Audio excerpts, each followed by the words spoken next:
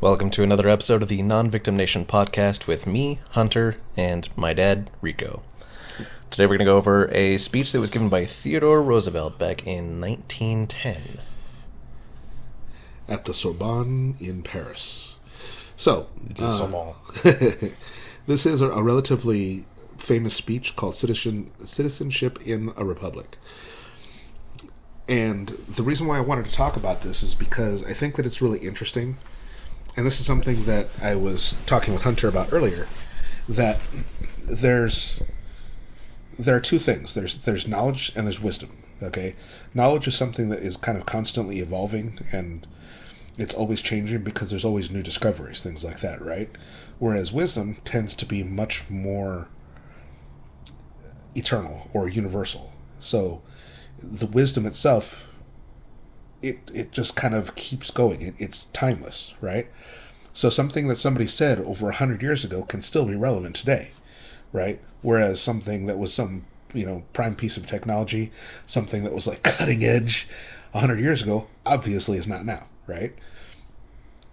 And so I think that this serves a couple purposes. Number one, it highlights the idea that, yes, there's still wisdom that's applicable to us, but also it's a little bit, you'll notice as we're going along that the speech is very highbrow, or I'm not sure what else to call that. It's Dated. It's definitely much more eloquent than most people, than the way that we're used to talking today. There's very little in the use of slang. Everything is very Articulate. Yeah, if you were reading this, you'd see like all of the punctuation and everything that they add to it. It's almost kind of ridiculous. Hunter was commenting on that, and it's like it actually makes it a little hard to read just because of all of that. Yeah, I mean, because like I've read things like Shakespeare in the past, where it's definitely a much different sort of English than what we speak today. And this I almost found more difficult because it's similar, but it's still just different enough to be weird. So like I'm still having to do a lot of translating as I'm reading it. Like I have to almost rewrite it a little bit so that it makes sense to me as I am reading it, and I can then convey it clearly to somebody else. Yeah. So basically the speech is best known for its man in the arena passage, which outlined Theodore Roosevelt's thoughts about the duties and responsibilities of a state to a citizen and a citizen to the state. And the man in the arena passage emphasizes the importance of action and striving towards worthy goals in life over idle criticism, laziness, and inaction. That particular part is actually relatively a small section from this speech, and this is kind of another point that I wanted to bring up. The speech is just about an hour long, and this is in a time where an orator would stand up in front of a crowd, and there was no teleprompter. There were no index cards. There were no cues, being given to him. At least not that I'm aware of. I mean, this is something that man stood there in the middle of all those people and recited this off the top of his head. And these were all the thoughts that he had. And granted, I'm sure he rehearsed the speech a number of times till he got to that point. But just to be able to do that, our politicians now can't go for 2 minutes without a teleprompter. Especially our current president, but that's a whole other thing. I just think that in a lot of ways, that's really amazing that they had that ability, and for them being able to give a speech at that level, that was just part of their skill set. That wasn't something that was extraordinary. That's just kind of what they did. So again, to me at least, that's pretty impressive. I couldn't stand there and talk for an hour.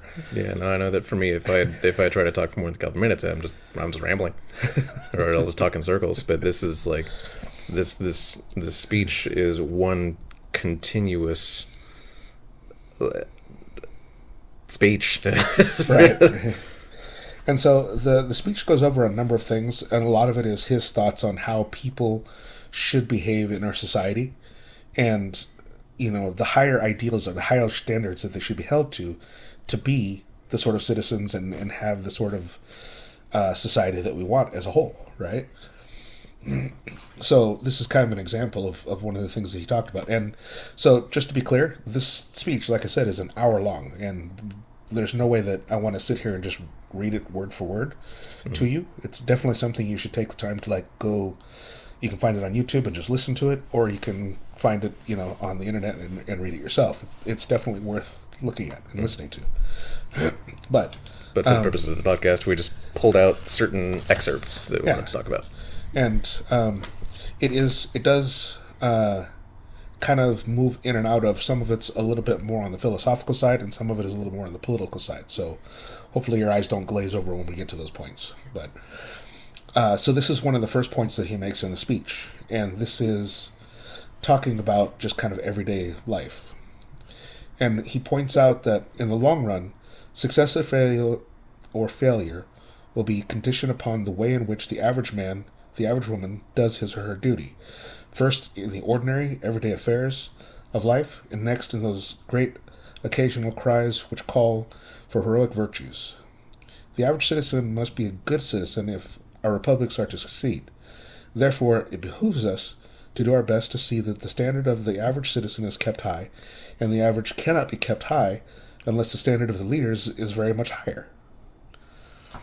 So, right there, he's already started trying to set the precedent that, we want to be successful and we want to like move forward, but the only way for us to really do that in a successful manner is to have actual standards. We can't just go by, the most minimum.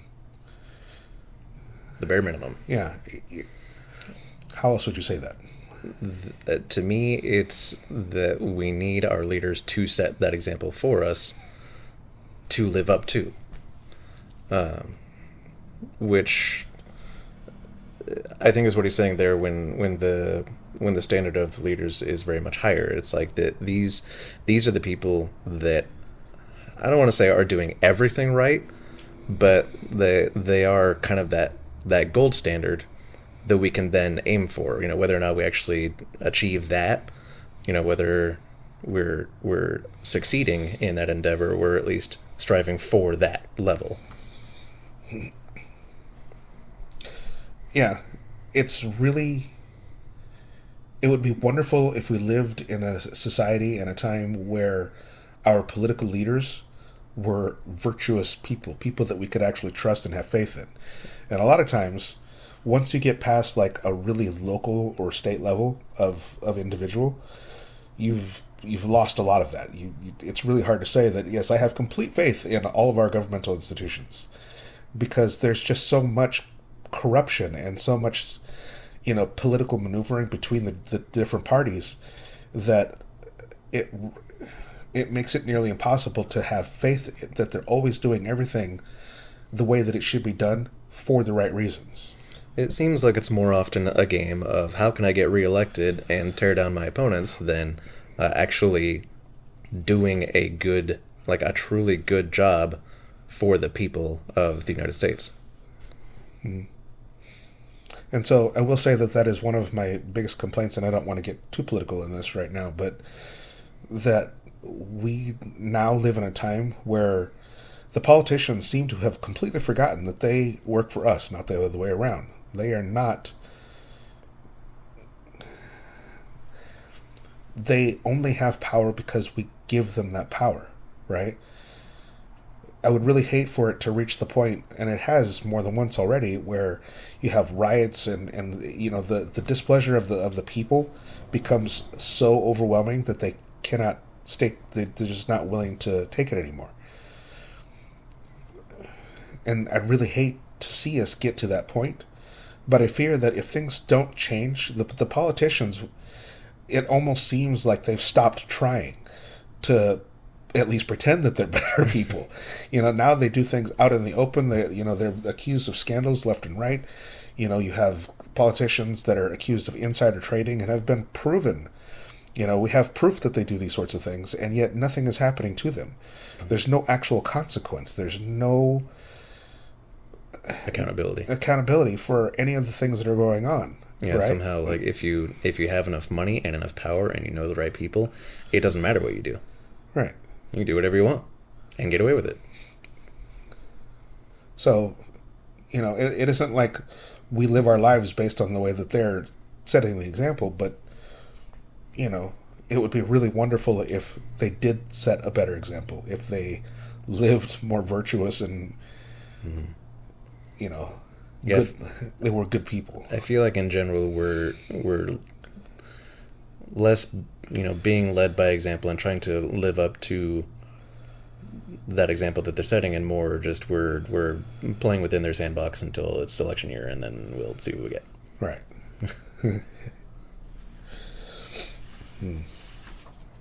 So, there is that.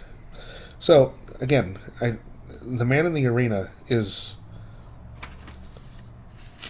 It's probably the most interesting part of this speech. And I feel like I want to save it for last, but at the same time, I really kind of want to dig into this. So, I'll go ahead and have you read that. Thanks. All right, the man in the arena. It is not the critic who counts, not the man who points out how the strong man stumbles, or where the doer of deeds could have done, or where the doer of deeds could have done them better. The credit belongs to the man who is actually in the arena, whose face is marred by dust and sweat and blood, who strives valiantly, who errs, who comes short again and again, because there is no effort without error and shortcoming, but who does actually strive to do the deeds, who knows great enthusiasms, the great devotions, who spends himself in a worthy cause, who at the best knows in the end the triumph of high achievement, and who at the worst, if he fails, at least fails while daring greatly, so that his place shall never be with those cold and timid souls who neither know victory nor defeat.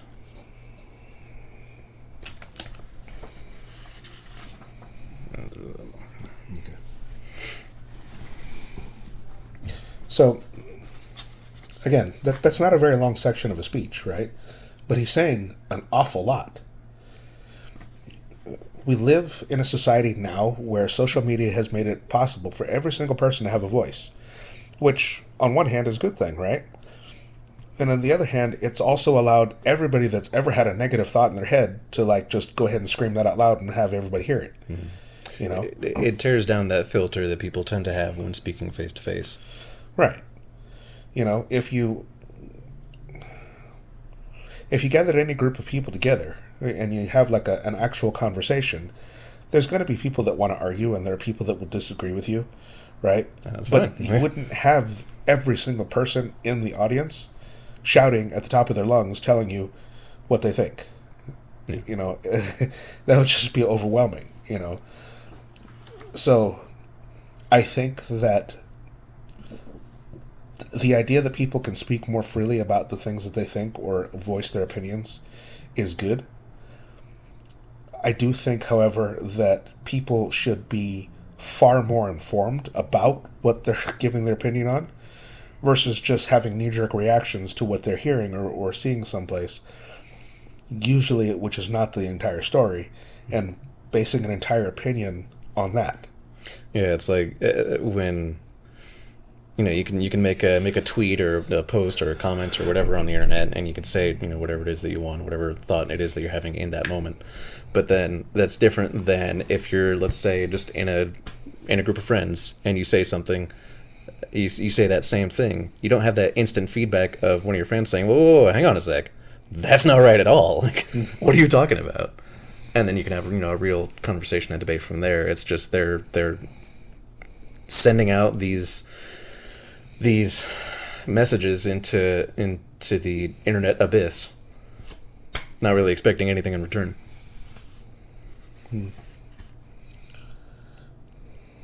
So, is there any particular part of that stands out to you? Just that section there? The idea that it's, and of course this is not a new concept, but that it's better to have tried and failed than to have never tried at all. Mm-hmm. I.e., to never have tried at all is referenced by this place shall never be with those cold and timid souls who neither know victory nor defeat. Right. Because to have tried is to at least have done something, given it some kind of effort. Mm-hmm. Spent that time, got some kind of experience out of it. At least known, as he stated, the oh, what is it? The great enthusiasms, the, you know, great devotions. Yeah, so that's the part that I was going to talk about. So, but who does actually strive to do the deeds, who knows great enthusiasms and the great devotions, who spends himself in the worthy cause. To You can look at so many things, right? And sports is an excellent example of this, right? You'll have a moment, let's say with Michael Jordan making just an outstanding play at the last moment and helping to win a game for the tournament or whatever it might be, right? You have other historical things, events, things that take place, right? And the person that is doing those things has the experience of being right there in action in the moment of doing that, right? Mm-hmm.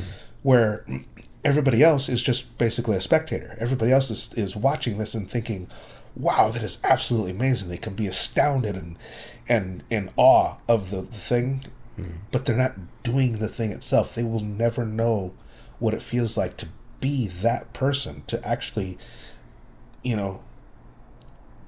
achieving that accomplishment.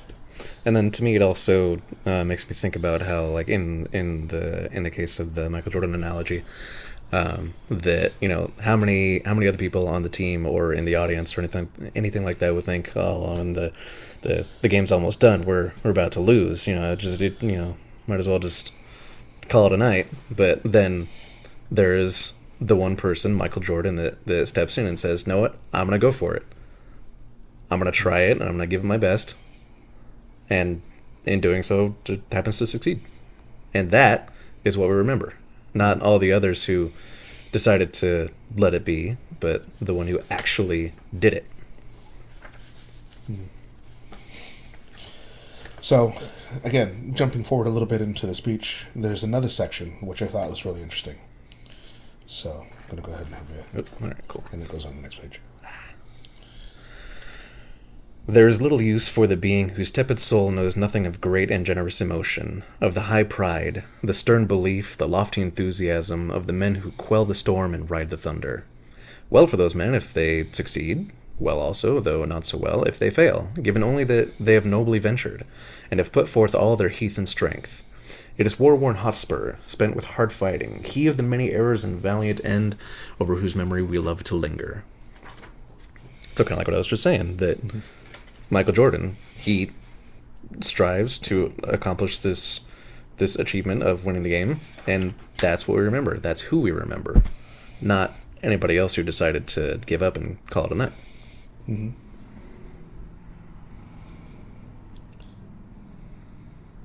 Of the men who quell the storm and ride the thunder.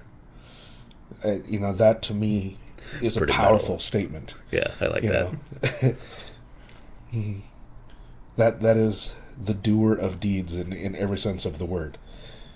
And again, I think that in a lot of ways, and I know that this is a psychological thing when it comes to sports and teams in general, okay? There is an overwhelming sense of pride that people have for their sports teams, like their hometown teams, their whatever that might be. And they tend to, they love their teams. They want to make sure they see all the games. They know all the players. They know everything about it, right? And when the team's doing really well, there's this overwhelming sense that they are part of the team. Mm-hmm. That they are, it's because they are there and they're giving their love and their support that helps the team and makes them successful, right? Yeah. But the flip side of that is if the team is not doing well for some reason, then they change their perspective of that whole thing. Mm-hmm. And, now the team is no longer us, it's them. Yeah, it's I was those guys say, over there. Like when the team is winning, yeah, we are doing really good. And when the team loses, they fucked up.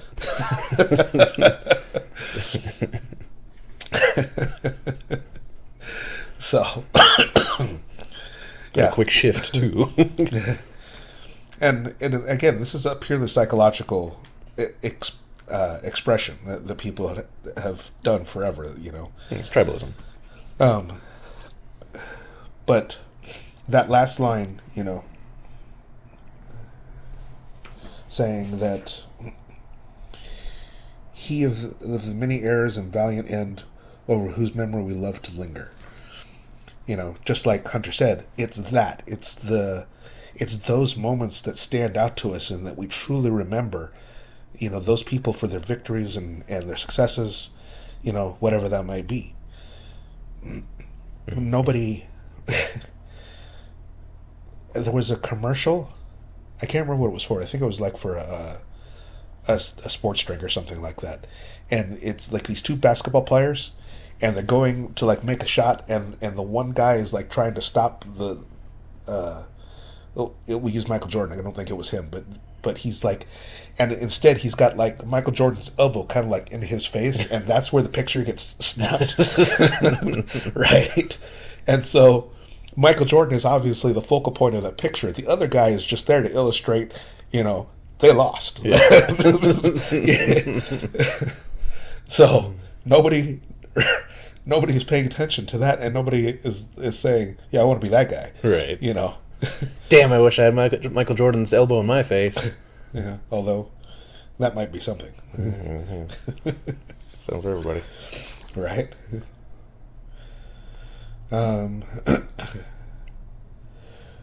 Another part of this that he gets into is he talks about, well, here, I'll tell you what, we'll just read this first. Yeah, I think now it's more getting into just like personal characteristics and kind of what makes a good, strong person. So this particular excerpt reads, "I believe, of course, in giving to all the people a good education. But the education must contain much besides book learning in order to be really good. We must ever remember that no keenness and subtleness of intellect, no polish, no cleverness, in any way make up for the lack of the great solid qualities: self-restraint, self-mastery, common sense, the power of accepting individual responsibility, and yet of acting in conjunction with others. Courage and resolution, these are the qualities which mark a masterful people. Without them, no people can control itself or save itself from being controlled from the outside."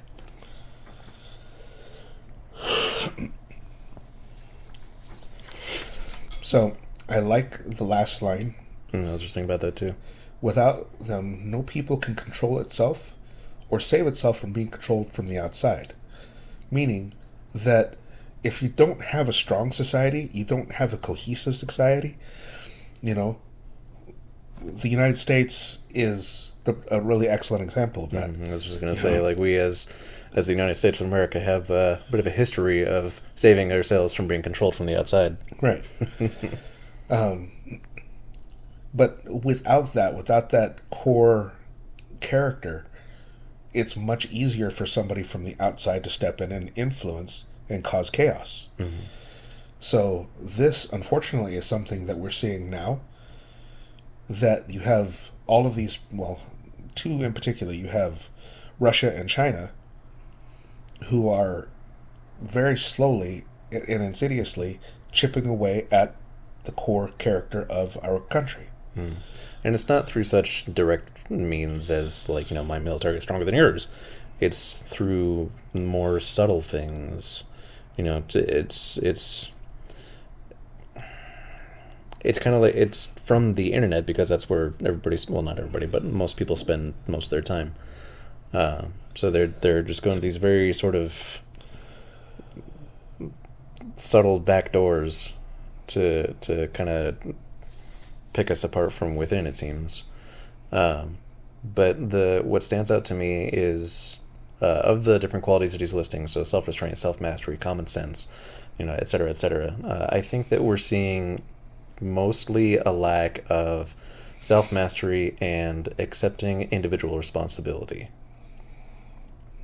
Self-mastery in that, kind of like we were saying before, how with, you can make a tweet or a comment or whatever, and you can say anything you want without any expectation of repercussion or any, like, real-time feedback. There's no, I guess, need for self-control at that point, because it's like there is nothing to stop you or even dissuade you from saying whatever it is that you're going to say. And then accepting individual responsibility, it's that kind of like going back to the whole politics thing. It's like there isn't any accountability. It's just doing whatever you want to do, and nobody's going to hold you accountable and say, hey, what you did was wrong. Mm-hmm. So I think those two things are the ones that stand out to me, as far as kind of what we're seeing a loss of in culture of late. Yeah, the self-restraint, just like you said, there, especially when it comes to social media, there is no repercussion. You know, people will say things over social media and over text and over other means of communication that they would never ever say to you directly. Yeah, it'd be like horrific things to say in person. Well, because there's other parts to that too, though, because there's the aspect of they have to actually see your real time reaction, mm-hmm. and in some cases they get to experience a real time reaction. Yep. You say the wrong thing to the wrong person and get punched in the face. That's a consequence, right? Yeah. When you say it from behind a screen, you know that that's not going to happen. It's not a real thing, right? But the other part of that is that we as human beings, we are designed to communicate almost exclusively through body language. Very little of the communication that we have is actually verbal. I can't remember what the percentages are. Mm-hmm. I want to say it's north of like 70 to 90% of our communication is all body language, mm-hmm. right? It's nonverbal communication, right? The micro expressions on our face, just the way that we shift, the shifting in posture. There's just so much to that is without those cues, right? If you're just typing something in a screen and you're sending it out into the world, you're missing all of that. You don't have that feedback that tells you, hey, maybe I shouldn't be saying that, or maybe this isn't such a good idea. Yeah. And it's one thing for people just to genuinely not care. It's entirely possible that somebody would come up and say, hey, fuck you, right to your face. Yeah, like maybe somebody actually is an asshole, I don't know. Right? But the reality is, most of the time, that doesn't happen, as evidenced by how many thousands of years that we've been here on the planet, right? Yeah. That's just not how people interact, right? Until now. Right. Because they've been given free license, and they know, again, that nothing can happen to them. They can say whatever they want, and nothing will happen. There won't be any consequence whatsoever. Yeah, it's like I'm just putting these words out into space, and that's it. Like that's the end of it. So, I will say, though, that the flip side of that, though, is the only time that isn't true is if you are a person of some fame, some whatever. If you're a public figure, right, and you say something, then you're under scrutiny. Yeah, now everybody is looking at you, right? Everybody is judging you. Everybody is making decisions about what should or should not be happening to you as a consequence of your action, things like that, right? And not only things that you say today, but also things that you said years ago. Right. That just happen to be in the archives of the internet. Right. Well, that's the other thing, too. It's like anything that we say now, if you put it out there and it's on social media or any place, Facebook, texting, whatever, now it's there. It's proof. You can't take it back. Right? When you were talking to somebody 50 years ago, 100 years ago, it was your word against mine. I said, you're an asshole, and you didn't like that and said, hey, he called me an asshole. And I never said that. There was an easy way to get around that, or more importantly, to understand that, like, just because I said something in a moment of anger, which doesn't make it right, it does mean that isn't a reflection of who you are, and that you're taking that one snapshot in time and saying, look, see, you did this. And this is the kind of person you are based on just that one action, right? But we have entirely too much of that now. going back to the other idea of that, the whole thing, and I hate to bring this up because I think it was something that was blown way out of proportion. But when Will Smith slapped Chris Rock, that was the same sort of thing. There was all of this emotional response and debate about, should he be punished for this? Should he have been arrested for this? Should he be barred from the awards from now on?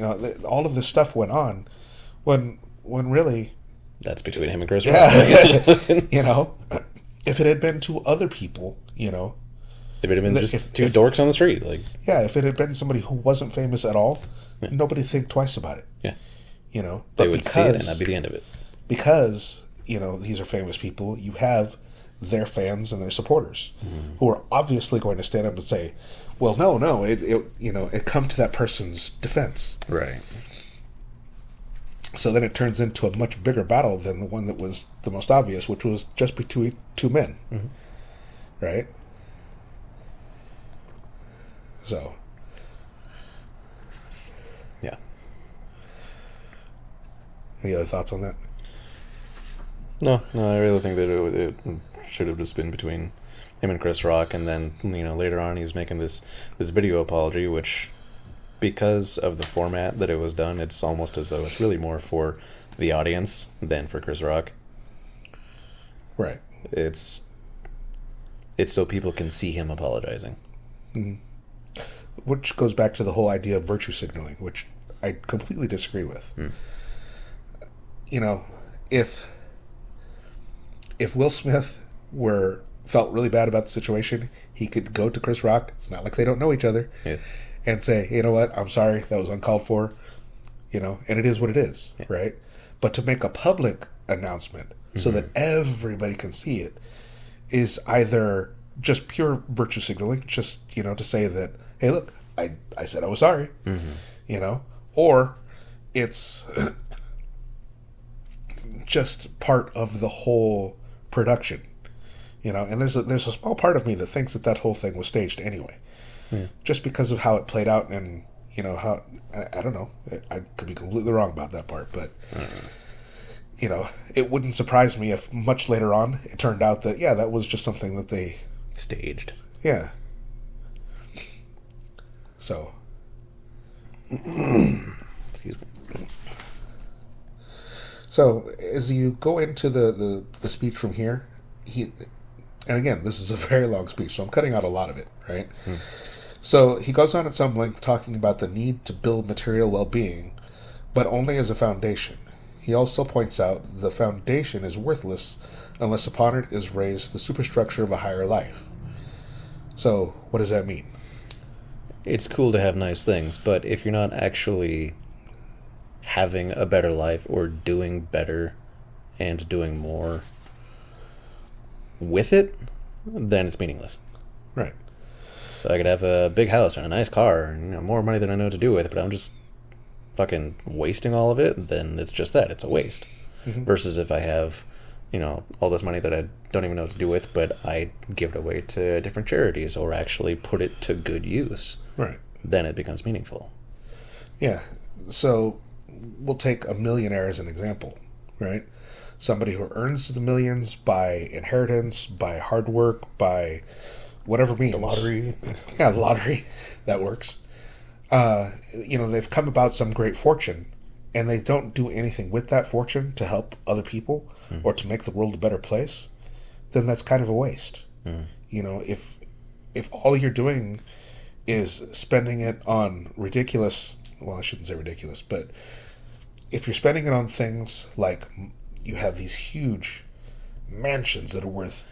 If you're spending it on vanity, whether it be in the form of, a mansion or a car or, all these luxuries. Yeah, luxuries, amenities, whatever.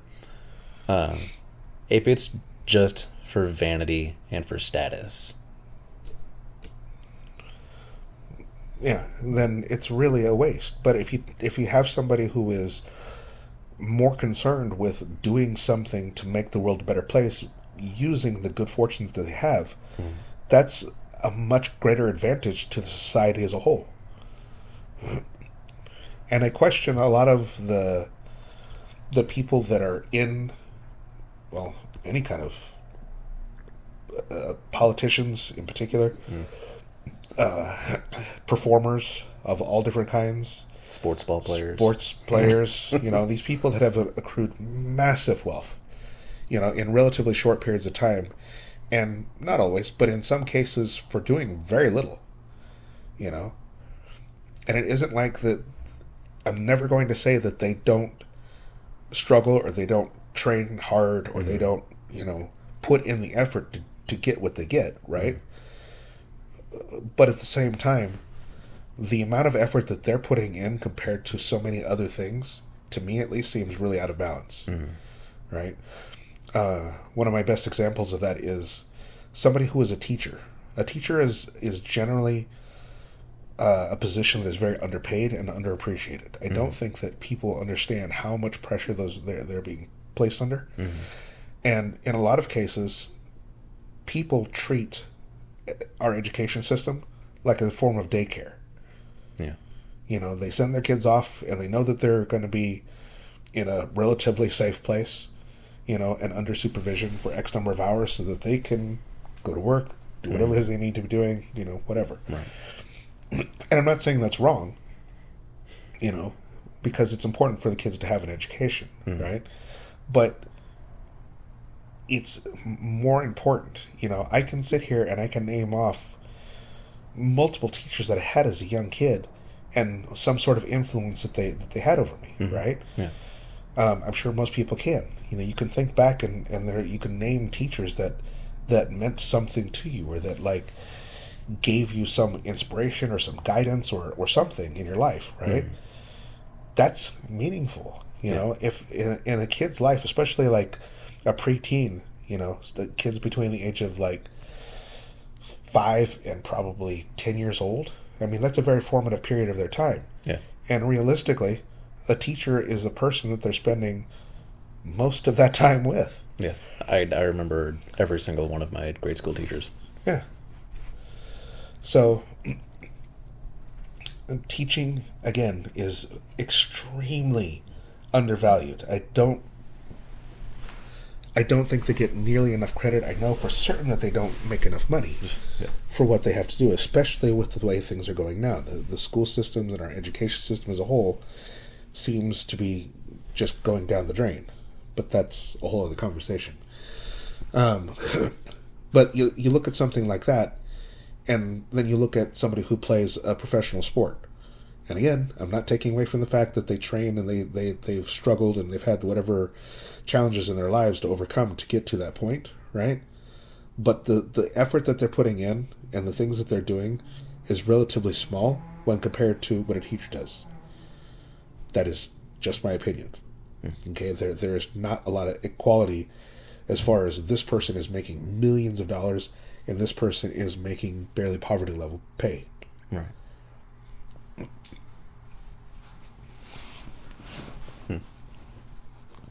Yeah, no, that all makes sense to me.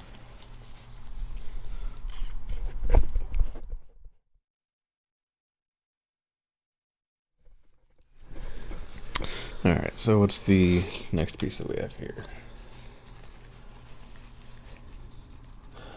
So now I think this part, it's still talking about, like, I guess, what's the right word? My personal characteristics, then, about the man in the arena passage, and we're kind of getting away from that part, but this piece reads, "But we should not take part in acting a lie any more than in telling a lie. We should not say that men are equal when they are not equal, nor proceed upon the assumption that there is an equality where it does not exist. But we should strive to bring about a measurable equality, at least to the extent of preventing the inequality which is due to force or fraud." So what is he saying there? Well, first and foremost, honesty, right? Do your best not to lie. It's bad. It's wrong. But beyond that, also the part about acting a lie.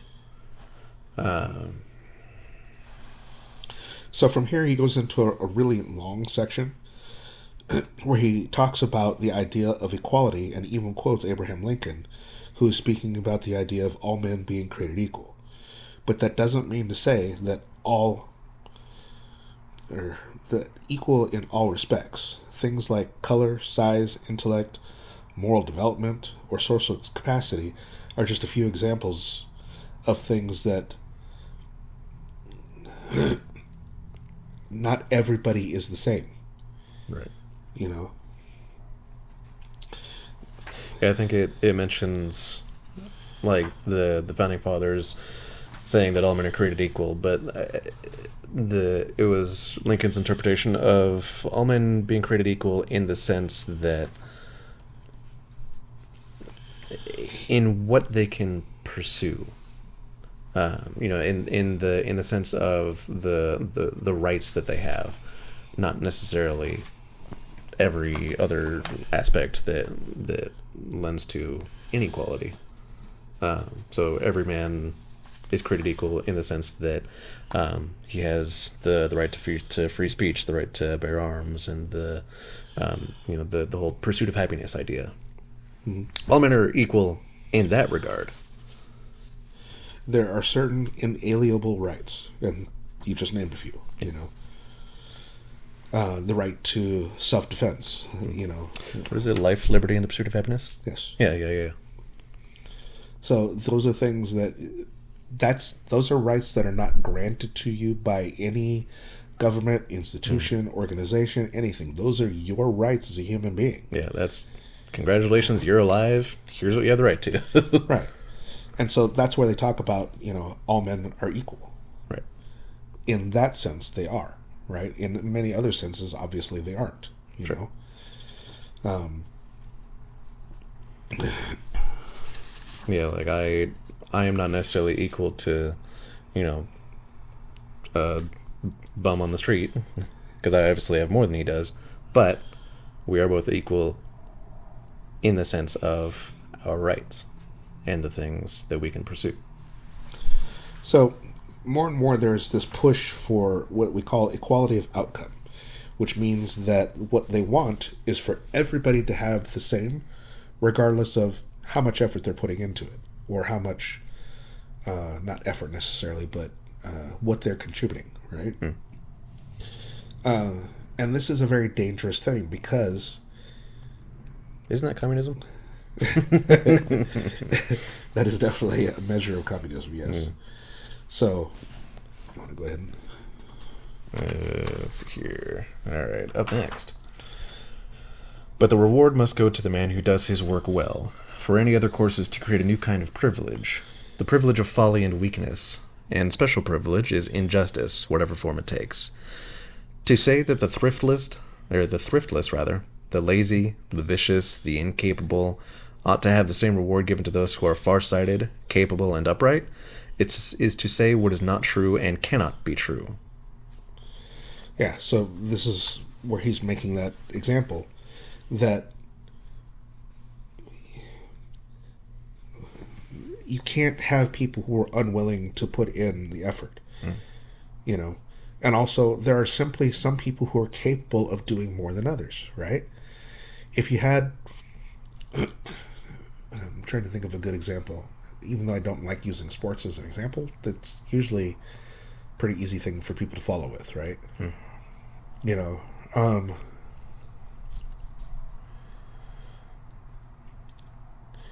The first thing that comes to mind is basketball. Obviously the people that are taller have a much greater advantage than people who are shorter. Yeah. Right? It's not to say that short people can't play basketball, because they do, right, but they would have a much harder time playing it at the level of true professionals who happen to be extraordinarily tall. Right? Right. I think for me it's also like any of these athletes, the sports ball players, or just like the Olympic level athletes. These are the people that really, really put in the hard work to get where they're at and to achieve the things that they've achieved, whether it's, medals or money and fame and wealth and yada yada, versus me, a couch potato, and I'm just seeing all these sports and Olympics on TV, Like, I should not be given the same things as them because I'm not doing anything to earn it. I'm not spending the time. I'm not spending the effort to actually do these things that I'm seeing. Or even other things. Like, I'm not achieving anything. I'm just like sitting at home and I'm again watching this on TV. So I would give you a different example. So I know that in certain sports there are different leagues. There's major leagues and there's minor leagues, right? Now, it isn't to say that the people in the minor leagues aren't capable players, or they're not, that they haven't, spent a lot of time training and whatever to get to where they are, right? But for whatever reason, they have not made it. They have not demonstrated enough skill, enough whatever to graduate to the point of being the major leagues. They're not on that same level, right? So obviously they don't have the same level of income. They don't have the same level of notoriety or fame or fortune. Whatever, however you want to say that. What's that? Or anything that goes. Yeah.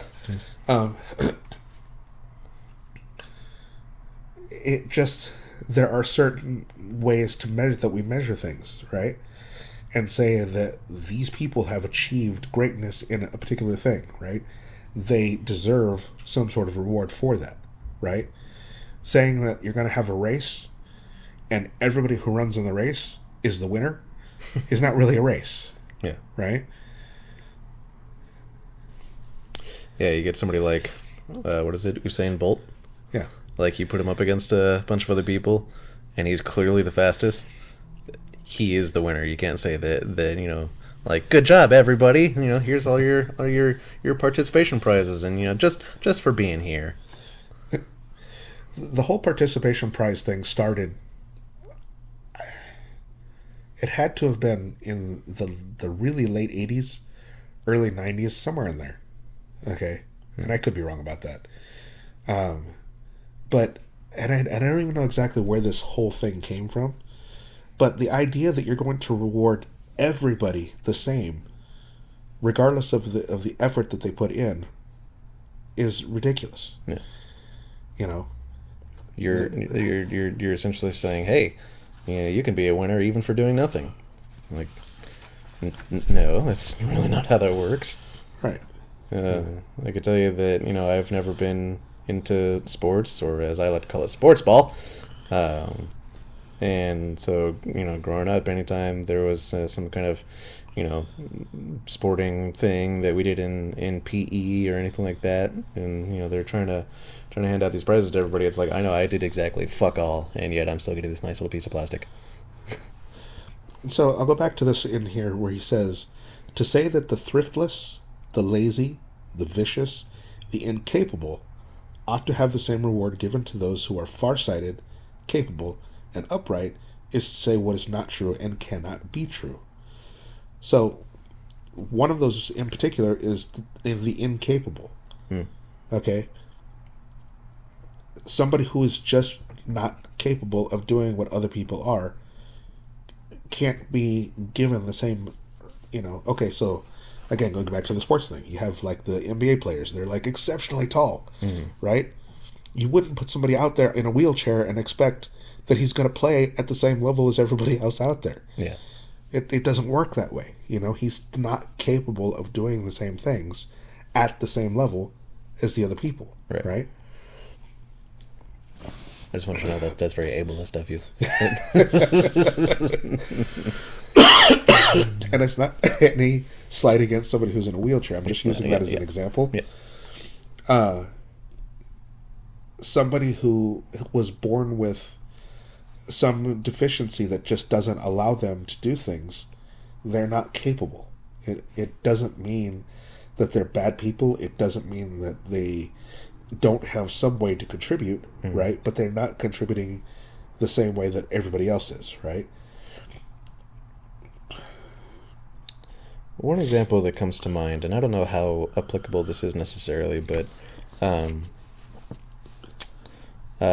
my cousin is colorblind. Now, I don't think he's like true colorblind, but he doesn't perceive all colors the same way that I guess the average person does, and thus this prevents him from being a pilot, which is what he wanted to be for a long time growing up. Something about like having to see the lights on the runway or this or that, or I don't know, it's everything that goes into it, but like because he is actually incapable of perceiving those colors, that prevents him from doing this thing. So he can never be a pilot. He can never have the same things that a pilot has.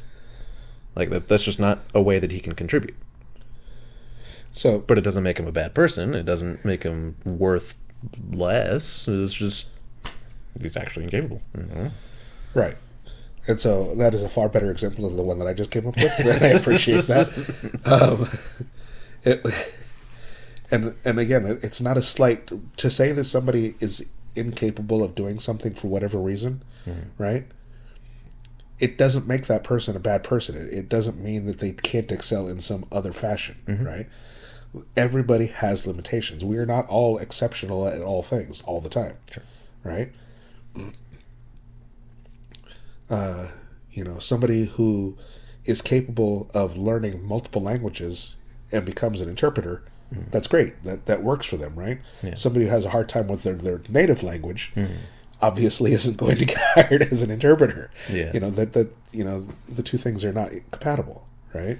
Yeah, somebody who is tone deaf may never be able to learn a particular instrument and be a part of, let's say, a chamber orchestra, but maybe they can go to med school and be a doctor and still contribute very valuably in other ways. Right. So to kind of sum all of this up, because I feel like we're rambling at this point. Yes. The idea of equality of outcome is a wonderful idea, but it's unrealistic. It doesn't work in every sense, right? It's unjust. The people that are capable and really strive to have achievement and to accomplish those goals, they deserve the rewards that they get from that, right? And the people who don't, I'll give you a different example, okay? Well, no, okay, we'll stick with that. In any case, that's just the.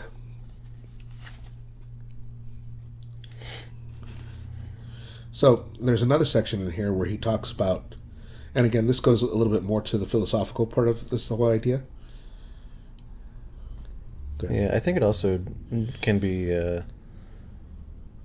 It can also reference the last part a little bit, but this section reads, "If a man stumbles, it is a good thing to help him to his feet. Every one of us needs a helping hand now and then. But if a man lies down, it is a waste of time to try and carry him." So to me, that can be likened to the previous section, talking about the incapable or the lazy. It's like for the one who lies down, the one who chooses to lie down and do nothing, as opposed to the one who is actively putting in some kind of effort and stumbles. They make a mistake, they fall, this or that. Like it's okay to help that person, and in fact it could even be encouraged. But for the one that chooses to put themselves in a position and do nothing, it's really pointless to try to push them in some direction, because they've made the conscious decision to not do anything, to lie down. There's a great difference between a person who is born blind and a person who refuses to ever open their eyes. One is a choice, and one is an experience. Some deep shit.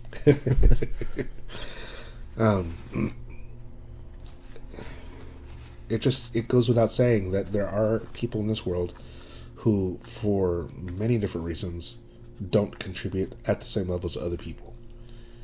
Right? And unfortunately, it's just a reality of life. Not everybody is willing or able to do what everybody else is. So, at this point in the speech, he starts to get a little bit more into the political side of things, right? There have been many republics in the past, both on what we call antiquity and in what we call the Middle Ages. They fell, and the prime factor in their fall was the fact that the parties tended to divide along the wealth and poverty, or the wealth from poverty. It made no difference which side was successful. It made no difference whether the republic fell under the rule of an oligarchy or the rule of a mob. In either case, when once loyalty to a class had been substituted for loyalty to the republic, the end of the republic was at hand. So, when he talks in this, he's saying that loyalty to a class, right? I think that now in this period in time, we can kind of broaden that idea out to include more things than just, the wealthy and the unwealthy, right? Yeah, the upper class, the middle class, the lower class. You can apply it to whole different demographics. Yeah, so things like religion, race, ideologies. There's multiple ideologies now, as far as gender and everything that goes into that realm. Right. So, when once loyalty to a class or ideology, I'm just going to use that word now, had been substituted for loyalty to the republic, the end of the republic was at hand. And so this is something that we see really prevalently now. There is so much debate and discussion and really division, in this country based on people fighting over different ideologies and different philosophies, and especially politics, the division between the left and the right, which seems to me that it's gotten much wider than it ever has before. For me, it makes me think about like when an election is coming up and a particular politician is they seem to have an ever-shifting loyalty to various quote-unquote classes, i.e. I'm trying to appeal to this demographic so I can get their votes, and then I'm gonna shift gears and then try to appeal to this demographic for their votes. I'm gonna say this thing to this group of people, and then I'm gonna say that thing to that group of people, purely with the intention of getting their votes and being reelected, and their focus is seemingly not at all on what's actually good for the people as a whole. Instead, they're just focusing on these little segments, these little groups, these little I guess what's another word for groups, classes, divisions, demographics. Yeah, I've already used that a few times though. Anyway, they're appealing to specific things, and that loyalty keeps shifting just to get what they want, as opposed to a loyalty to the states. So, and that seems like a relatively common thing that people are aware of. Most people, if you ask them, do you trust your politicians, they'd likely tell you no. Right? Do you trust the government? No. And again, at a really local level, your state level, your whatever, your city council and those kinds of things, it's possible to be much more familiar or understanding, of what's going on at that level and have a little bit more faith in them. But as you start to move up the food chain, obviously it becomes the distance or the delta between us and them is much greater, right? So again, this is not a new concept, but here again, and keep in mind that this speech was written over 100 years ago. I think it was 112 years ago to be exact. So 112 and a half years ago. There's the next section talks about just that. Of one man in especial, beyond anyone else, the citizens of a republic should beware, and that is of the man who appeals to them to support him on the high ground that he is hostile, or I'm sorry, to support him on the ground that he is hostile to other citizens of the republic, that he will secure for those who elect him, in one shape or another, profit at the expense of other citizens of the republic. It makes no difference whether he appeals to class hatred or class interest, to religious or anti-religious prejudice. The man who makes such an appeal should always be presumed to make it for the sake of furthering his own interest. The very last thing an intelligent and self-respecting member of our democratic community should do is to reward any public man because that public man says that he will get the private citizen something to which this private citizen is not entitled, or will gratify some emotion or animosity which this private citizen ought not to possess. That's a lot to unpack right there. So, but it's basically saying what you just said, right? That it's one thing for politicians. They will say what they think people want to hear. They'll pander to the audience to try to gain that vote, right? But this is being a little bit more specific in saying that it's one thing for the politician is always going to appeal to the audience. That's what they do, right? But it's a whole other thing for him to say that if you vote for me, I will specifically go and attack the people that you disagree with, or the people that don't agree with you. The line in here about says that he will get a private citizen something to which this private citizen is not entitled, or will gratify some emotion or animosity which this private citizen ought not to possess. Right? So, what does that mean to you? So this private citizen is something they're not entitled. So saying like, hey, if you vote for me, I'm gonna get this for you. I'm gonna give you free money because we're in a pandemic. or gratifying some emotion or animosity which this private citizen not ought to possess. So like, hey, I hate everybody wearing that hat. And it's like, all right, cool. Well, if you vote for me, then I'm gonna make sure that group is wiped out and ridiculed and this and that. It's like they're appealing to that emotion or animosity that realistically it shouldn't really be there. It's there, I think, because of a lack of communication and understanding and actually coming to some sort of middle ground. But that's kind of what they're basing at least part of their campaign on is, hey, if you vote for me, I'll get rid of them. Or I'll do this or that, at that, group's expense. So I interpret that just a little differently in the sense that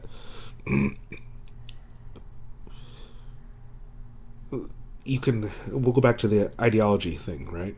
And say that if you vote for me, I will help you destroy the other ideology. I will help you silence their voice and make sure that they can't continue, right? You're promising something that they shouldn't want in the first place, right? There should not. Ideology has reached the level of racism in this country, right?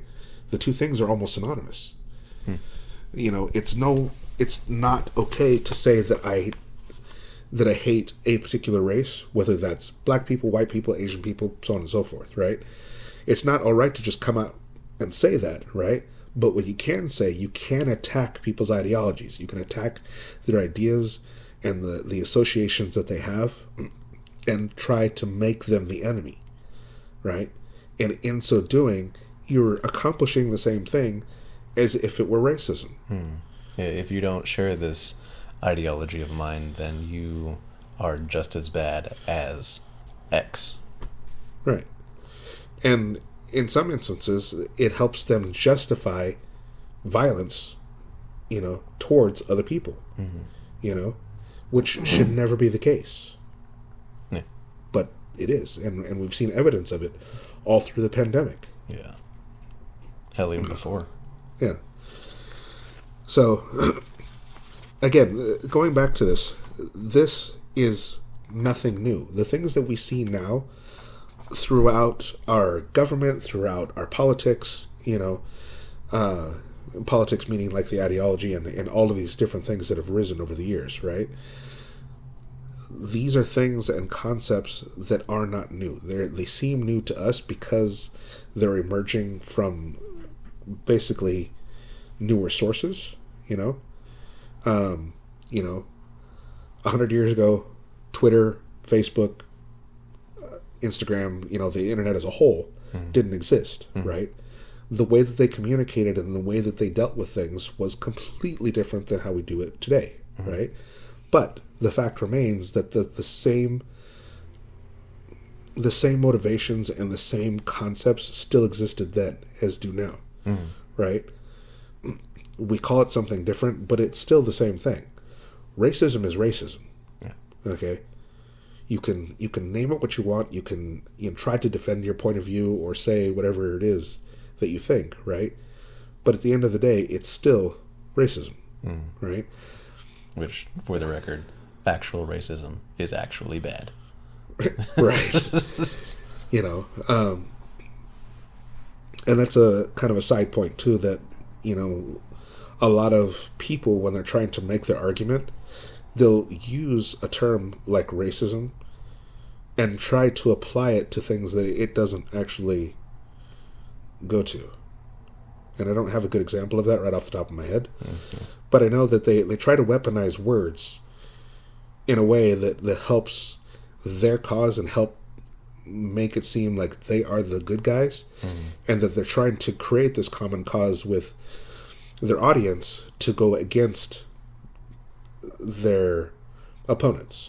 Yeah, it's like they're weaponizing the words in an effort to demonize their opposition to a point where it nullifies whatever it is that the other person has to say.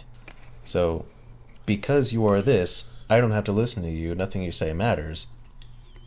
And that's the end of it. That's the end of the conversation. There's no more communication after that. It's just, you are evil and I am not. Right. So the term Nazi is one that has been overused to a ridiculous level. And exactly with what you just said, they use that term to try to vilify their opponents, right? There are a number of things in our everyday sort of vocabulary now that people use in a really inappropriate way, right? So, we were just watching Dave Chappelle, one of his specials, not too long ago, and he was talking about the word feminism. And I don't remember if you do, like, what the actual description or what the literal definition of feminism was. I think it was something to the effect of, believing that there should be equal rights for women. It was something kind of along that line, I think. Hell, I could look it up. But it's like, yeah, I agree with that, and by that definition, I am a feminist. Right. However, in the way that a lot of feminists tend to, I guess, express their beliefs and thereby enforce them, is different. Yeah, so again, it is not the simple definition that it started off being. It's morphed over time into something that is much more diabolical and I don't want to say offensive. That's not the right word. Did you find it? Yeah. So I just did a quick search for definition of feminism, and it says, or the first definition is, belief in or advocacy of women's social, political, and economic rights, especially with regard to equality of the sexes. Okay. To me, that sounds great. Yeah, I'm all for that. So if you went by just that definition, right, which is the most literal definition that there is, I would easily say, yeah, I'm a feminist, right? Sure. But that isn't what... So, how do I say this? So the words that people use and what they mean when they say it are a lot of times not in alignment. So they'll say feminism, but what they mean is something so much more extreme and derogatory. And I don't know that they always even understand that that's what they've done. That they've kind of moved away from the literal definition and sort of turned it into something that fits whatever their agenda happens to be. Yeah, I don't know. It gets into a whole big mess. Like I'm looking at the Wikipedia definition, or just the Wikipedia page for feminism now, and it starts getting into like socio-political movements and ideologies, and boy, oh boy, that's just a whole lot of stuff going on. So at some point, we're going to have to hire like a young Jamie to to do this sort of thing for us, so we could just say, "Hey, pull that up," and be able to look at it and talk about it. Yeah. Good.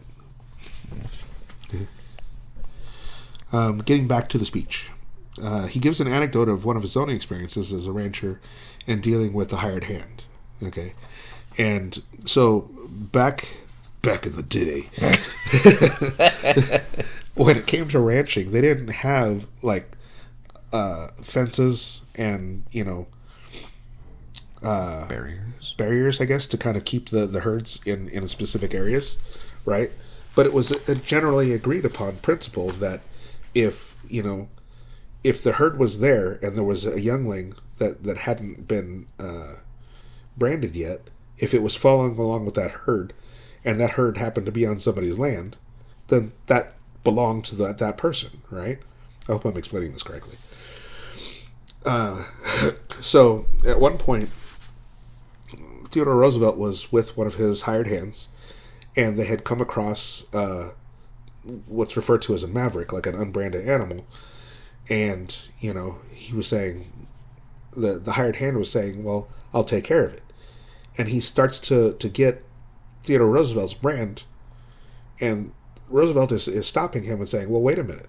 We're on somebody else's property. That means that isn't ours. That belongs to someone else. Yeah. And the hired hand says, yeah, no worries. I know what I'm doing. And he continues on with what he's doing. And before he actually brands the animal, Theodore Roosevelt stops him and says, you know what? We're done here. At this point, what I need you to do is go on back home, get whatever it is that's coming to you, and go on about your business. You're no longer one of my employees. Yeah. And the person is protesting because he doesn't understand. He's saying, well, I'm using your brand. I'm doing this for you. Yeah. Right? And the response that Theodore Roosevelt gives him, he says, yes, my friend. And if you will steal from me, then you will steal from me. The idea there is that, like, if somebody is willing to do something that's dishonest, it doesn't matter whether they're doing it in your favor or not. Because at some point, if they're willing to be dishonest, then what's to stop them from going against you instead of for you? Mm-hmm. Obviously there's something in their moral code that doesn't allow them to say, that's wrong and I'm not going to do it. They're just kind of going to shift with whatever wind they happen to be with. Right? Because if that particular person had been with another rancher and another rancher hadn't stopped him, he would have gone on ahead and doing what he was going to do. Yeah. Right? So it isn't even so much a matter of like loyalty at that point or something else. There needs to be, well, first of all, there needs to be a moral code that people follow. You need to know right from wrong, and most people do, right? But not everybody is willing to always do the right thing regardless. And this is a saying that I've heard I don't know how many times, talking about, moral fortitude is doing the right thing even when no one else is looking. Mm-hmm. If you do something because you're afraid of getting caught or because you're afraid of being punished, right? Is that the same thing as doing it just purely because it's the right thing to do? Right. And this is something that you can say for religions, and I'm not bashing the church or religions in any sense, right? But I have to wonder sometimes, if people are willing to live good lives, not so much because they believe that that's the way that they should be living, but because they're really truly afraid of the outcome if they don't. You know? Yeah. And maybe in some sense that's actually a good thing, because it Keeps them in line. yeah, I mean, it's one thing to know that, you know, as a child, that your parents are going to be upset if you do something wrong and you choose not to do that thing, right? Versus not having any parents at all and just doing whatever you feel like, right? I'm not sure if I'm going down the right track with that, but you get the idea. Yeah. I was just thinking about, like, the sort of expectation of integrity and, or I guess, having integrity and being honorable, and then the accountability that I guess comes with the betrayal of that. So if you do the wrong thing, you should be held accountable for it, but you should be expected to do the right thing.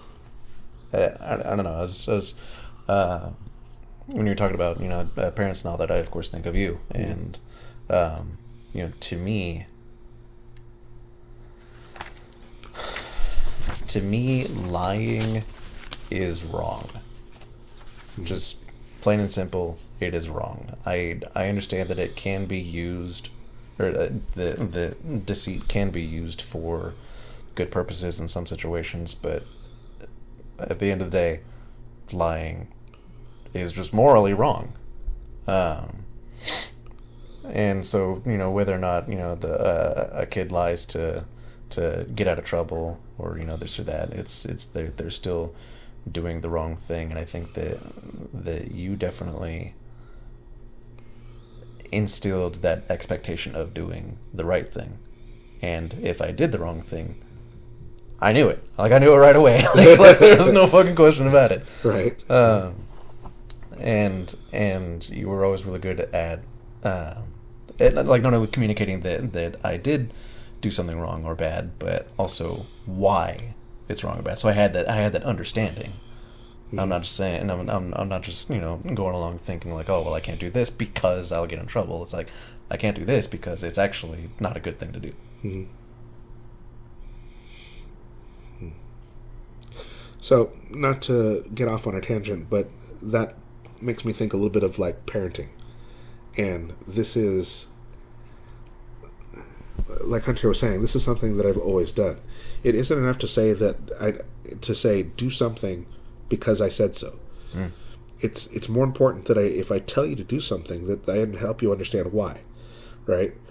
And if you, like, I remember listening to the Jocko podcast, right? And he's describing something that he calls the commander's intent, right? You know, it isn't as simple as saying, like, you have a leader who says, go ahead and take that hill, right? Or go storm that machine gun nest, right? Mm-hmm.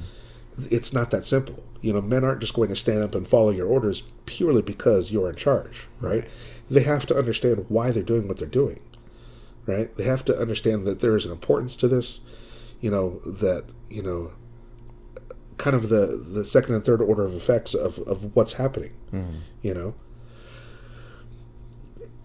That same thought process applies to children. Again, you can't say, because I said so. That doesn't mean anything, right? Yeah. But if you help them understand that there's an actual reason for this, and that there's a consequence for this, then that helps them accept that that's the thing that needs to get done, you know? Yeah, it helps develop that moral compass, those scruples, so that you don't end up being the person that's just going to go brand somebody's fucking cow. You know, and the idea that he wanted to do it in the name of his employer, there's virtue in that. You know, he was trying to do what he thought was right. Yeah, like there's good intent. Yeah, there's good intent, right. But the reality is what he was doing was wrong. Yeah. You know, he was technically stealing from somebody else, you know, for no reason. Right. So. And there again, it's like, if you would steal for me, then you would just as easily steal from me. Right. Which, that actually, there's another passage, and we're getting a little bit long here, so I'll probably wrap this up here.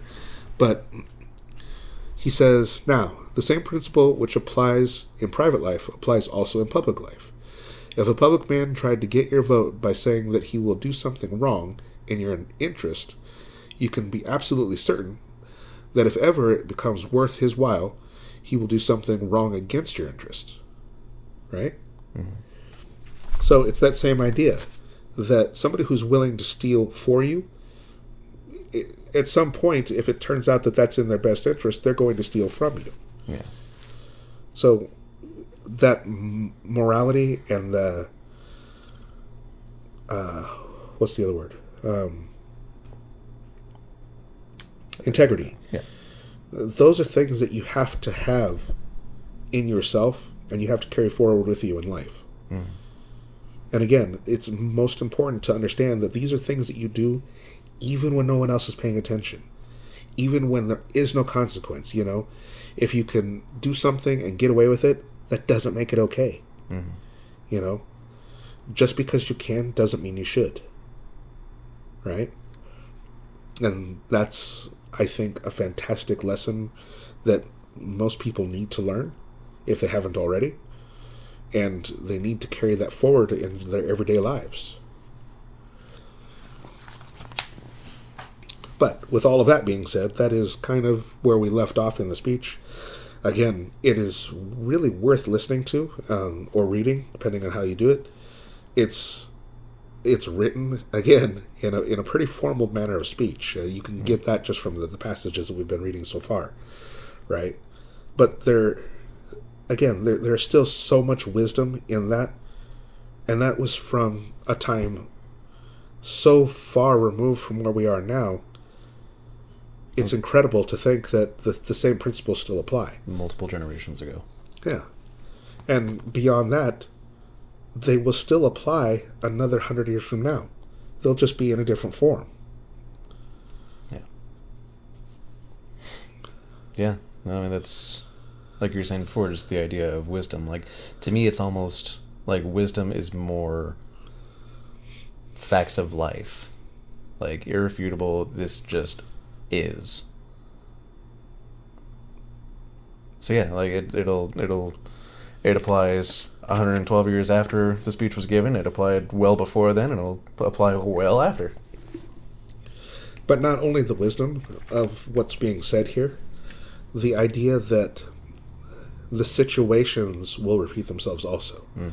History repeats itself. It's very cyclical, right? And it's only when we either fail to learn the lessons, or we just simply forget. You know, when we get so focused on what's happening right now that we completely disregard everything that's come before, and think that, well, that was then, but this is now. Well, that's true, but the same principles still apply. The same wisdom still applies. Mm. You know, there are certain things that are always going to be the same. You know, it's the stove is always going to be hot. Yeah. If that makes sense. You know what I mean? You tell a little kid not to touch the stove because it's hot, you know, that's one thing, right? 100 years from now, if you tell them not to touch something because it's hot, it's still true. Yeah. You know? Any other thoughts there? No, I was trying to think of other examples. But yeah, no, just yeah, I think a lot of people do tend to forget that history repeats itself, and unfortunately, lessons need to be learned more than once. Right. And also, unfortunately, now with social media and the mainstream media working so hard to distract us constantly, our attention spans have become even shorter, and our memories have become shorter. Yes. Right? So, things that happened that not even that long ago, not even a lifetime ago, like one generation ago, are repeating themselves. And people are looking at it as if it's never happened before. Right. You know? Which is just incredible to me. It's like, you know, we fought wars to avoid communism, you know, and to stand up against oppressors, right? And now, actual Nazis. Yeah, actual Nazis. And now some of those same ideals have worked their way into our society, and you have people actually advocating for the very things that we fought against. Yeah. You know, which creates more division, more separation of the people here, and it's just making it harder for us to continue. You know, there are so many things that I remember hearing and seeing as a little kid, and I thought, you know, as a little kid, it's like, that'll never happen. That's right? outrageous. I remember, and this was the one that kind of makes me laugh the most. I remember listening to this, I don't know if it was like a news thing or something, was predicting these things that would happen in the future, right? And that at some point in time, you would have to pay for things like TV and water. and they named off a couple other things. But those two things really stood out to me. It's like, why would you pay for TV? You know? Yeah. And like the one that really threw me off the most is like, why would you pay for water? It's right there in the sink. Yeah. You know? But obviously, we have gotten to that point. Yeah. You know? We go to the store and we buy refillable, 5-gallon jugs of water, Yeah. you know, because we don't like the tap water. Yeah.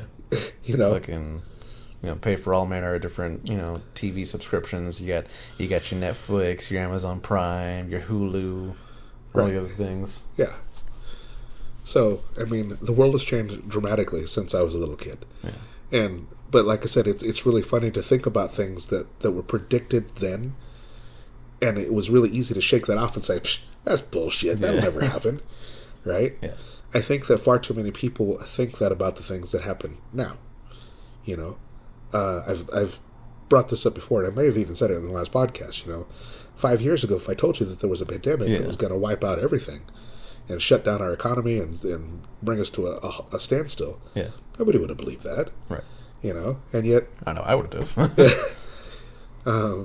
be like, I don't know. Right. So, here we are. it's something that people need to pay attention to. They need to be more aware of what's going on and not be so easily misled by all of the people that are trying to distract you and shift your opinion for their own gain.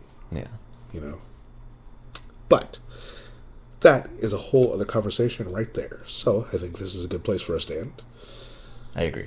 I would love to tell you that we have lots of sponsors and these are the people that are supporting us, but... Nobody's giving us money yet. in the future. Yet being the operative word there. Right. Yeah. So, anyway, we really do appreciate you taking the time out of your schedule to listen to us. We hope that there is some value in the things that we're talking about. And by all means, if you have feedback, constructive criticism, constructive being the operative word there. Yeah, remember, helps us. We're the ones in the arena, motherfucker. if there are things that we can do to make the podcast better, by all means, let us know. Yeah. But in the meantime, we wish you all the absolute best. And remember that at the end of everything, the story of your life is being written right now. And you are the hero. Until next time, friends.